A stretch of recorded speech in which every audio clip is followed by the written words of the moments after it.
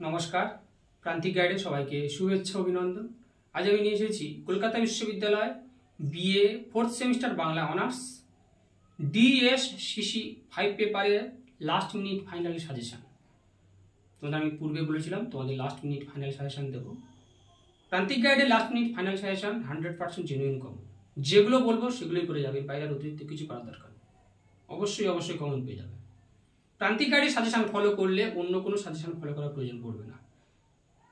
আর যারা এখনো পর্যন্ত নোটস সংগ্রহ করোনি অবশ্যই স্ক্রিনে দেওয়া নাম্বার যোগাযোগ করবে, এবং পরবর্তী সেমিস্টার থেকে যদি অনলাইন ক্লাস করতে চাও স্ক্রিনে দেওয়া নাম্বার যোগাযোগ করবে, সমস্ত কিছু হেল্প পেয়ে যাবে। ভালো রেজাল্ট করতে গেলে এবং পাস করতে গেলে প্রান্তিক গাইড তোমাদের কাছে best choice and first choice. তাই অবশ্যই চ্যানেলের সঙ্গে থাকবে, সাবস্ক্রাইব করে বিজনেসকে শেয়ার করবে। আমি দিয়ে দিচ্ছি, তোমরা যারা সংগ্রহ করেছো তারা স্টার মেরে নেবে, সুপারস্টার কমস্টার। আর যারা প্রথম তারা আগে খাতায় লিখবে, লেখার পরে সুপারস্টার মারবে। আমি যেমনভাবে বলবো ঠিক তেমন, সুপারস্টার কমস্টার অল্পস্টার। প্রথমে রয়েছে তোমাদের বৈষ্ণব পদাবলী। বৈষ্ণব পদাবলী নোটস লিখতে গেলে আগে কিন্তু সবথেকে গুরুত্বপূর্ণ নোটস কপি পেস্টের মতো লিখতে হবে, একদম হুবহু, একটু বাদ দেওয়া যাবে না, ছাড়া যাবে না। এক। আর দ্বিতীয়ত হচ্ছে শ্রীরূপ গোস্বামীর উজ্জ্বল নীলমণি গ্রন্থের সংজ্ঞা দিতেই হবে। শ্রীরূপ গোস্বামীর উজ্জ্বল নীলমণি গ্রন্থের সংজ্ঞা দিতেই হবে। গৌড়চন্দ্রিকা, এর মধ্যে রয়েছে কি, গৌড়চন্দ্রিকা বলতে কি বোঝো, গৌড়চন্দ্রিকা বিষয়ক পদ আর গৌরাঙ্গ বিষয়ক পদের পার্থক্য, গৌড়চন্দ্রিকার গুরুত্ব এবং এই গৌরাঙ্গ বিষয় এবং এই গৌড়চন্দ্রিকা বিষয়ক পদে শ্রেষ্ঠ কবিকে বা গোবিন্দ দাসের কৃতিত্ব। তোমাদের পাঠ্য পদ অনুযায়ী কিন্তু আলোচনা করতে হবে। পাঠ্য পদ গৌড়চন্দ্রিকা পর্যায়ে, যে কোনো পর্যায়ে পাঠ্য পদ অনুযায়ী তার কৃতিত্ব অর্থাৎ শ্রেষ্ঠ কবির কৃতিত্ব আলোচনা করতে হবে। পরের প্রশ্ন মাথুর। মাথুরের সংজ্ঞা দাও। আর মাথুর বলতে কি বোঝো, মাথুরের তত্ত্বগত তাৎপর্য, মাথুর পর্যায়ের শ্রেষ্ঠ পদকর্তা কে, বিদ্যাপতি, তার সম্পর্কে আলোচনা করতে হবে তোমার পাঠ্য পদ অনুযায়ী। পূর্বরাগ অভিসার করো, খুব ভালো করে করো। গৌড়চন্দ্রিকা, মাথুর, পূর্বরাগ, অভিসার অতিরিক্ত করবে 5-এর জন্য দণ্ড।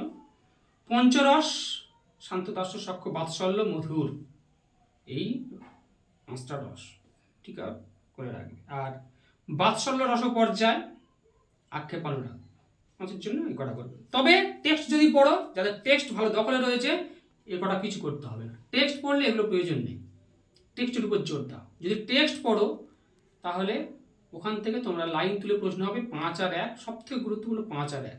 5 আর 1-এর জন্য যাদের টেক্সট ভালো মুখস্থ রয়েছে, ভালো জানা রয়েছে, 1 আর 5 তারা সব থেকে ভালো পরীক্ষা দেবে, সব থেকে ভালো। 1-এর জন্য দেখবে শব্দের অর্থ পড়ছে, লাইন তুলে দিচ্ছে, কার উক্তি, কে বলেছে, কার পদ, 5-এর তাৎপর্য ব্যাখ্যা। তাহলে এইগুলো করছো। স্টার মে সুপারস্টার মানে না, গৌড়চন্দ্রিকা, মাথুর, গৌড়চন্দ্রিকা, মাথুর, আর তারপরে পূর্বরাগ। চাইলে তোমরা অভিষেকটা করতে পারো, যে কোনো 3টে মোটামুটি করো। বিশেষ করে গৌড়চন্দ্রিকা, পূর্বরাগ, মাথুর, গৌড়চন্দ্রিকা, পূর্বরাগ, মাথুর, সুপার স্টার মেরে বুঝতে পারো। 3টে করলে অন্তত একটা তো পাবেই, 2টো পেতে পারো। মাথুর, পূর্বরাগ বা গৌড়চন্দ্রিকা 3টে খুব ভালো করে করো। অভিসার কিন্তু খুব সহজ, এটা বলে রাখছি। অভিসার যদি মনোরথে না আসে 5-এ শিওর আসবে, লাইন তুলে দিয়ে 5-এ দেখবে কণ্টক গাড়ি কমল সম্পদে তল মঞ্জির চিরহি ঝাঁপি, দেখবে লাইন তুলে 5-এ অবশ্যই আসবে। তার আরো কয়েকটা রয়েছে খুব ভালো লজিক্যাল কোশ্চেন। গোবিন্দ দাসকে দ্বিতীয় বিদ্যাপতি বলা হয় কেন, জ্ঞানদাসকে চণ্ডীদাসের ভাবশিষ্য বলা হয় কেন, এইগুলো। গৌড়চন্দ্রিকা, গৌরাঙ্গ বিষয়ক পদের যে পার্থক্য। চণ্ডীমঙ্গল, চণ্ডীমঙ্গল থেকে তোমরা করবে, লিখে নাও। কবিকঙ্কন মুকুন্দ চক্রবর্তী দুঃখ বর্ণনার কবি, কিন্তু দুঃখবাদী কবি নয়। কবিকঙ্কন মুকুন্দ চক্রবর্তী দুঃখ বর্ণনার কবি, কিন্তু দুঃখবাদী কবি নয়। আলোচনা করো। এই যুগে জন্মালে তিনি কবি না হইয়া ঔপন্যাসিক হইতেন, কার উক্তি, শ্রীকুমার বন্দ্যোপাধ্যায়ের।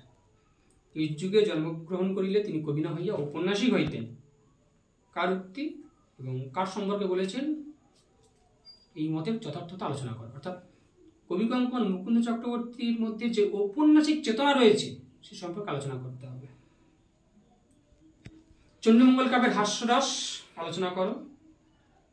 চণ্ডীমঙ্গল কাব্যের সমাজ বাস্তবতা বা সমাজচিত্র, গ্রন্থ উৎপত্তির কারণ অংশের সমাজ বাস্তবতা খুব খুব গুরুত্বপূর্ণ। এখান থেকে প্রতিবারই প্রশ্ন 15-5 হবেই, কোনো না কোনো। গ্রন্থ উৎপত্তির কারণের যে টেক্সট আমি তো একটা লাইভ ক্লাস করেছিলাম, লাইভ আলোচনা ছিল, তোমরা অবশ্যই সেটা ফলো করবে। গ্রন্থ উৎপত্তির কারণ খুব ভালো করে পড়ো, ওখান থেকে লাইন তুলেও প্রশ্ন হয়। আর কালকেতু চরিত্র, ফুল্লরা চরিত্র, ভানুদত্ত চরিত্র, মূলরাশি 5 রাশি। এখান থেকে সুপারস্টার মেনে নাও, কালকেতু ফুল্লরা ভানুদত্ত ও 10 আর মূলরাশি 15-5 হয়ে গেছে। কালকেতু ফুল্লরা যে কোনো একটা অবশ্যই সুপারস্টার মারো, কালকেতু ফুল্লরা ভানুদত্ত চরিত্র। আর মানে দুবারের বেশি 3বার কারোর পড়তে হবে না, ভানুদত্ত বা মুরারিশীল একবার বললে, কারণ ও 5-এ আসবে। অনেক সময় দুটো চরিত্র একসঙ্গে দিয়ে দেয়, মুরারিশীল আর ভানুদত্ত একসঙ্গে দিয়ে দেয়। যাই পারো মোটামুটি কালকেতু ফুল্লরা সুপারস্টার মারো, তারপরে ভানুদত্ত, তারপর মুরারিশীল। মানে ভানুদত্ত মুরারিশীল আলাদা নয়, একই সঙ্গে করে নাও। এই 4টা চরিত্র খুব ভালো সুপার করে করো, কালকেতু ফুল্লরা ভানুদত্ত। আর অতিরিক্ত যেগুলো দুঃখ বর্ণনার কবি, কিন্তু দুঃখবাদী কবি নহে, এই যুগে জন্মালে তিনি কবি না হইয়া ঔপন্যাসিক হইতেন। এই দুটো সুপার করে করো। যারা ভালো রেজাল্ট করতে চাও, যারা খুব ভালো পড়াশোনা করো, 80% আমি সবসময় 80%, আর তার জন্য কিন্তু টেক্সট 80% থেকে 85% মার্কস দিলে টেক্সট বিকল্প কিছু নেই, তাই টেক্সট খুব ভালো করে পড়বে। এই দুটো কোশ্চেনকে হাইলাইটস করো। দুঃখ বর্ণনার কবি, কিন্তু দুঃখবাদী কবি নহে, আর এই যুগে জন্মালে তিনি কবি না হইয়া ঔপন্যাসিক হইতেন।